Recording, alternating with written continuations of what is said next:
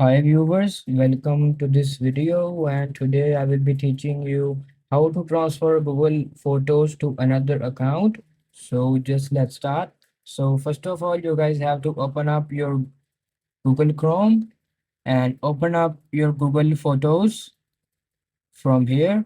And after opening up your Google Photos from here, just select the photo you guys want to transfer. Just like, for example, I want to transfer this photo to some other accounts. So I will just click on it and I will click on the sharing option and I will create a new link. Just create a link and copy it.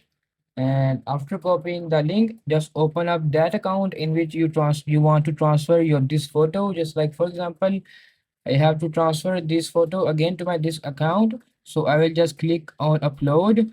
I will click on transfer from photo collection. So after clicking from transfer collection, you guys have to just paste the link that we have just copied, and maybe there will be some options of Facebook and iCloud. So you guys can also link your iCloud from there and just transfer your photos from there. It's easy, and that's how you guys can easily transfer Google photo from one account to another account.